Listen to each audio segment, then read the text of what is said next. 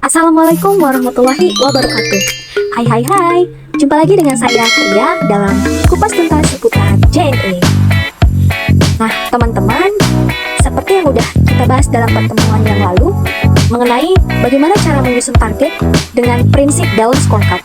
Nah pada pertemuan kali ini kita masih membahas terkait penyusunan target, namun dengan tambahan menggunakan metode OKR. Rekan-rekan, dalam membuat target jangka pendek, kita menggunakan prinsip balanced scorecard, namun dengan metode OKR. Nah, kalau prinsipnya kita sudah paham, maka kita mudah menggunakan metodenya. Nah, sedikit saya ulas pada pertemuan yang sebelumnya mengenai balanced scorecard. Nah, teman-teman, balanced scorecard itu merupakan alat ukur yang seimbang antara perspektif keuangan dan perspektif non-keuangan dari suatu perusahaan. Nah, teman-teman juga harus ingat bahwasannya prinsip balanced scorecard memiliki 4 perspektif, yaitu perspektif finansial, perspektif pelanggan, perspektif internal business, dan perspektif human capital atau learning and growth. Nah, ketika kita sudah paham mengenai prinsip balanced scorecard, maka mari kita masukkan ke dalam metode OKR. Lalu metode OKR itu apa sih? Nah, OKR. O-nya itu apa? O-nya adalah objektif. Merupakan sebuah goals akhir dari target. Nah, karena kita menggunakan prinsip balanced scorecard, maka goals-nya itu ada 4, yaitu 4 perspektif. Perspektif finansial, perspektif customer, bagaimana cara menambah jumlah customer dan jaringan. Kemudian yang ketiga ada perspektif internal bisnis, berbicara bagaimana kualitas produk kita dan SOP yang dijalankan. Dan yang keempat, perspektif human capital, bagaimana kompetensi, kesejahteraan dan produktivitas karyawan kita. Jadi di sini ada 4 objektif dalam OKR yang menggunakan prinsip balanced scorecard. Seperti kita lihat di sini ada 3 kolom objektif, kemudian yang kedua ada kolom K. K-nya itu apa? K-nya itu adalah key atau key performance indicator, KPI. Nah, di key ini kita berbicara mengenai bagaimana kata kunci yang bisa menunjukkan goals atau objektif tadi itu tercapai. Nah, apa sih kata kunci yang bisa menunjukkan perspektif keuangan agar tercapai? Kemudian apa sih kata kunci yang bisa menunjukkan perspektif pelanggan dan lain sebagainya? Maka itu disebut dengan KPI. Lalu di kolom ketiga kita bisa melihat R-nya adalah result atau angka hasil. Nah, result ini tidak cukup hanya sekedar key atau KPI, namun juga harus ditunjukkan dengan angka atau hasil agar dapat diukur. Nah, tidak cukup resultnya, misalkan kita mengatakan soal sales. Nah, salesnya itu berapa? Berapa miliar yang ingin dicapai? Tentunya ada key yang ditunjukkan dengan angka-angka hasil. Kemudian, bila kita mengambil contoh dalam kehidupan sehari-hari, nah, contohnya seperti ini dalam metode OKR. Kita misalkan ingin kaya.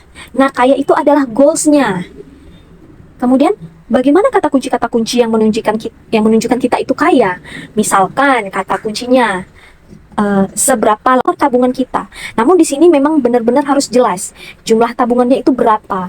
Maka jelaslah objektifnya adalah kaya, key-nya adalah jumlah tabungannya berapa per bulan dan resultnya berapa. Contoh nih, kita ingin menabung hingga 100 juta dalam 1 tahun. 1 tahun itu ada 12 bulan. Maka per bulannya kita bisa menabung atau menyisihkan seberapa untuk mencapai result sebesar 100 juta itu tadi. Teman-teman, setelah kita tahu apa itu OKR, maka kenapa sih harus menggunakan OKR? Nah, karena bila digunakan OKR ini bisa kita implementasikan dalam membuat target yang baik. Nah, target yang baik itu harus SMART. Nah, SMART itu sama seperti OKR, terdiri dari S, M, A, R, dan T.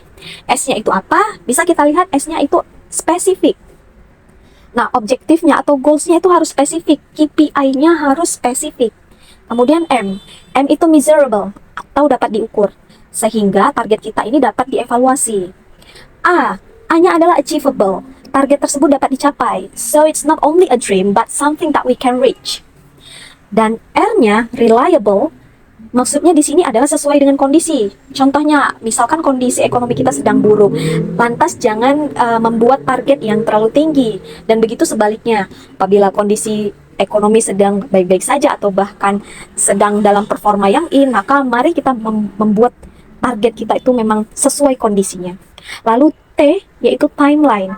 Nah, jadi target itu harus ada waktunya. Contoh nih, kita bikin target sales ya, dari perspektif finansial, salesnya itu katakanlah resultnya adalah 20 miliar dalam 1 tahun. Nah, maka harus kita rincikan. Dalam 1 tahun itu ada 12 bulan, maka kita rincikan Januari berapa target sales yang harus kita capai, Februari berapa, Maret berapa, dan seterusnya hingga Desember. Baik rekan-rekan, apabila kita memasukkan prinsip balance scorecard dengan metode OKR ini ke dalam contoh, maka di sini saya ambil contoh studi kasus pada JNE Cabang Utama Medan. Nah, JNE Cabang Utama Medan ini memiliki 11 KPI. Nah, bisa rekan-rekan lihat bahwa 11 KPI dalam JNE Cabang Utama Medan, yang pertama dalam perspektif finance ada sales atau revenue, jadi mau seberapa besar sales yang kita hasilkan ke depannya. Kemudian ada profitability, profitnya itu dari sisi sales, penjualan industri, government, retail, marketplace, dan lain sebagainya. Dan juga ada account receivable, seberapa banyak pendapatan dari customer yang ingin kita raih, jadi minim outstanding. Kemudian dari perspektif customer atau pelanggan, di sini kita bisa lihat penambahan jumlah pelanggan.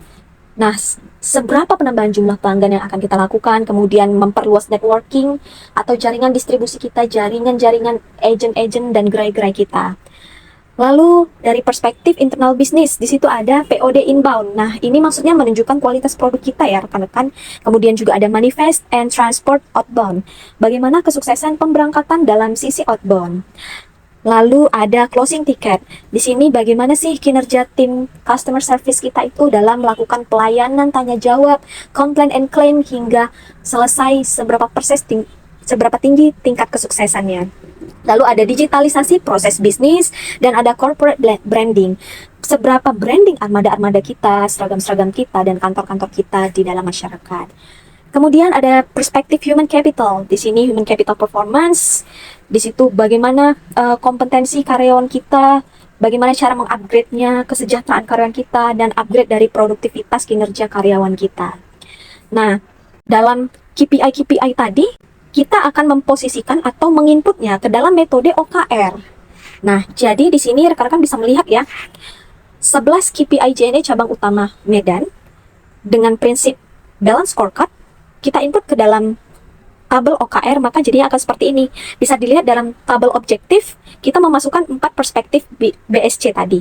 Nah, kemudian di tabel key ada KPI-KPI-nya, dan result ada hasilnya. Nah, seperti yang teman-teman ingat dalam pertemuan yang lalu, dalam prinsip balance scorecard, kita memiliki teori pohon. Nah, itulah mengapa kita menyusunnya dari bawah ke atas. Jadi, contoh, dalam perspektif finance ini, kalau rekan-rekan ingat, merupakan buah. Jadi, untuk menghasilkan buah yang banyak, kita memerlukan ranting dan dahan yang rimbun, yaitu perspektif customer atau pelanggan.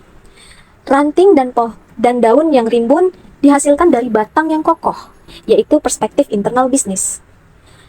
Batang yang kokoh dihasilkan dari akar yang kuat, yaitu perspektif human capital. Nah, jadi jangan sampai lupa rekan-rekan bahwasannya untuk teori pohon kita selalu melihat atau dilandasi dari pondasi paling awal, yaitu akar. Akar yang kuat menghasilkan batang yang kokoh menghasilkan ranting dan daun yang rimbun. Ketika daun dan ranting itu sudah rimbun, maka buah yang dihasilkan juga banyak.